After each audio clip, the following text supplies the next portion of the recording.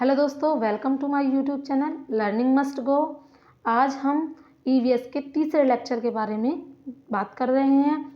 इससे पहले हमारे 2 लेक्चर हो चुके हैं ईवीएस के।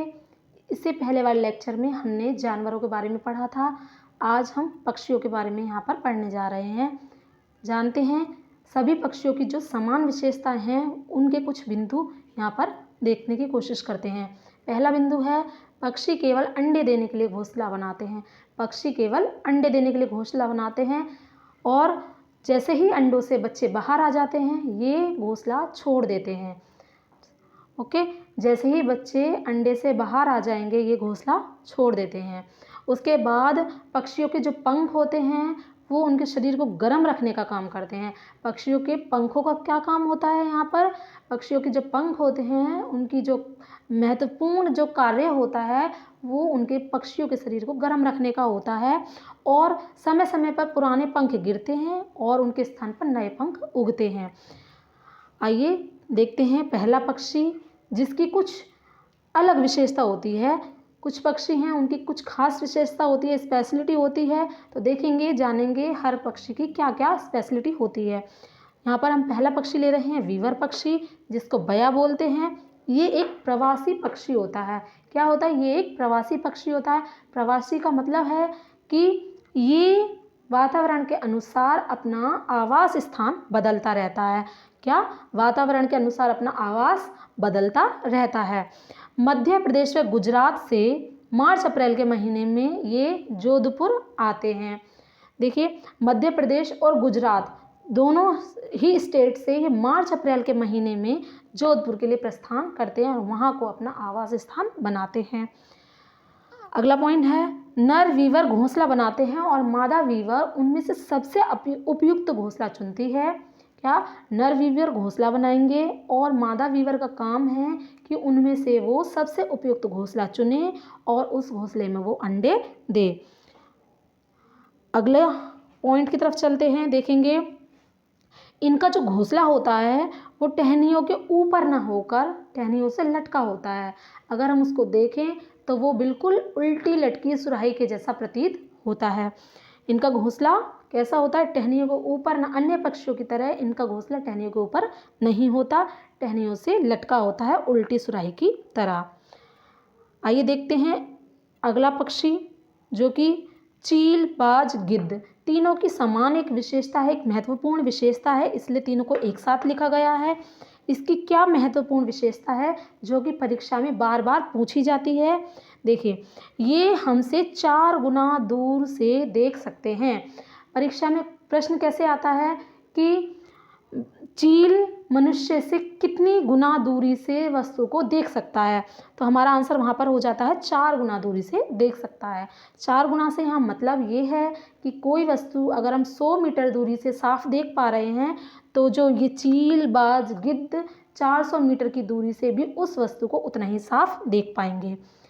आइए अगला पक्षी देखते हैं जो कि है हमारी दर्जिन चिड़िया। दर्जिन चिड़िया जिसको हम टेलर बर्ड के नाम से जानते हैं। यह अपनी पतली लंबी चोंच से पत्तों को सिलती है और इसी खास कला के कारण इसका नाम दर्जिन चिड़िया पड़ा है। क्या? ये अपना घोंसला बनाने के लिए किसी भी पत्ती, टहनी या घास फूस का प्रयोग नहीं करती। ये अपना घोंसला बनाने के लिए पत्तों को सिलती है और इसकी जो चोंच होती है सुई की भांति नुकीली होती है। इसकी यही कला इसको दर्जिन चिड़िया का नाम प्रदान करती है। ये सिले हुए पत्ते ही, जैसे कि मैंने बताया, ये सिले हुए पत्ते ही इसका क्या होता है? घोंसला होता है। अगला पक्षी जो है हमारा वो है इंडियन रोबिन। इसको इंग्लिश में भी इंडियन रोबिन ही कहेंगे। इसका घोंसला इसका जो घोंसला होता है वो खास किस्म का होता है। जैसे कि किस किस से बना होता है? ये घास, पौधों की नाजुक टहनी, बाल, रुई, ऊन आदि से बना होता है। यानी कि सॉफ्ट चीज़ों से, सॉफ्ट मटेरियल से बना होता है और तथा ये बहुत नरम होता है और आरामदायक होता है। अब आपसे अगर परीक्षा में प्रश्न पूछा जाए कि कौन सा ऐसा पक्षी है जिसका घोंसला बहुत नरम और आरामदायक होता है, तो आपका आंसर वहाँ पर हो जाएगा इंडियन रोबिन्स। इसका घोंसला कैसा होता है? बहुत आरामदायक, सॉफ्ट मटेरियल का बना होता है और बहुत नरम होता है। अगला जो पक्षी लेंगे हम वो लेंगे कौआ, जिसको इंग्लिश में क्रो कहते हैं। इसका घोंसला लोहे के तार व लकड़ी की शाखाओं से बना होता है। इसका घोंसला किस चीज़ से बना होता है? लोहे के तार और लकड़ी की शाखाओं से बना होता है। लोहे के तार से आप क्या समझ सकते हैं? इसका जो घोंसला होता है वो हार्ड मटेरियल से बना होता है, और इसका और जो लकड़ी यूज़ करता है वो भी, लकड़ी की जो शाखाएं होती हैं वो भी हार्ड होती हैं। तो इसका जो घोंसला होता है वो इंडियन रोबिन की भांति नरम ना होकर थोड़ा हार्ड होता है। यह पेड़ की सबसे ऊंची डाल पर घोंसला बनाता है। ये इसकी सबसे खास बात है, सबसे महत्वपूर्ण विशेषता है। क्या है? कि ये पेड़ की सबसे ऊंची डाल पर घोंसला बनाता है। ये प्रश्न आपके एग्जाम में बार बार पूछा भी जाता है कि कौन सा ऐसा पक्षी है जो पेड़ की सबसे ऊंची शाखा पर अपना घोंसला बनाता है। उस समय आपका आंसर वहाँ पर क्या हो जाएगा? कौवा हो जाएगा। और इसके संबंध में एक और बात है, क्या?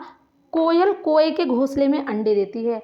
कोयल कभी अपना घोंसला नहीं बनाती, ये अपना अंडे देने के लिए कोए के घोंसले को चुनती है और उसी में ये अंडे देती है। और कौवा क्या करता है? जब अपने अंडे सेता है तो साथ ही साथ ये क्या करता है? कोयल के अंडे को भी सेता है।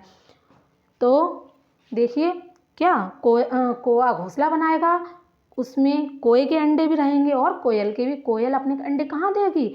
कोए के घोंसले में।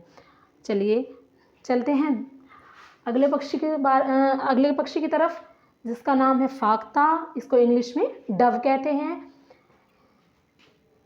इसके घोंसलों की जो खास बात है वो क्या है? कि यह कैक्टस के कांटों के बीच या मेहंदी के पेड़ में अपना घोंसला बनाता है। कहाँ बनाएगा ये अपना घोंसला? कैक्टस यानी कि जो कटीला पेड़ होता है जो राजस्थान में उगता है, जिसको हम कैक्टस बोलते हैं, उसके बीच अपना घोंसला बनाएगा, या मेहंदी के पेड़ में अपना घोंसला बनाता है। अगला जो पक्षी है वो है गौरैया, जिसको हम स्पैरो बोलते हैं, और इसी गौरैया को हम घरेलू चिड़िया भी बोलते हैं। घरेलू चिड़िया यानी कि ये घरों में रहना पसंद करती है, नाम से ही पता चल रहा है। तो इसकी जो विशेषता है, ये जो घोंसला बनाएगी अपना वो घरों में बनाएगी। घरेलू चिड़िया है तो ये घोंसला भी कहाँ बनाती है? घरों में बनाती है। ये घोंसला कहाँ बनाएगी? जैसे कि अलमारी के पीछे बना लिया इसने, आईने के पीछे बना लिया। आईने के पीछे से क्या मतलब है? ऐसा नहीं कि ड्रेसिंग टेबल के पीछे बनाएगी। पहले जो आपके जो आईने चलते थे वो टांगने वाले चलते थे, तो किसी खुली जगह में रखे रहते थे। तो कई बार क्या होता है, ये गौरैया जो अपना घोंसला बना लेती है वो इन आईनों के पीछे बना लेती है, या फिर घर की अलमारियों में बना लेती है अपना घोंसला। और उसके अलावा गांव देहात में ये छप्पर वगैरह में भी अपना घोंसला बना लेती है। उसके बाद जो अगला पक्षी है हमारा वो है बसंत बौरी, जिसको हम कोपर स्मिथ भी बोलते हैं। क्या बोलते हैं? कोपर स्मिथ बोलते हैं।